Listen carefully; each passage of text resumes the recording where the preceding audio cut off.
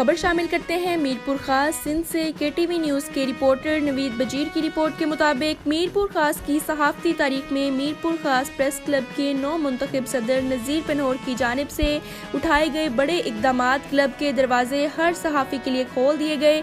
Press club میں press conference کے لیے آنے والے مظلوم، غریب اور مجبور عوام سے پریس کلب کی فیس نہیں وصول کی جائے گی۔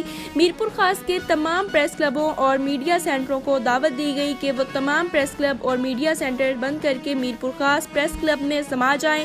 اس حوالے سے ہمیں میرپور خاص سے آگاہ کر رہے ہیں نوید بجیر۔ جی نوید بجیر، کیا تفصیلات ہیں؟ جی بالکل، میرپور خاص کے صحافتی تاریخ میں میرپور خاص پریس کلب کے نو منتخب صدر نذیر پنہور کی جانب سے اٹھائے گئے بڑے اقدامات کلب کے دروازے ہر صحافی کے لیے کھول دیے گئے ہیں۔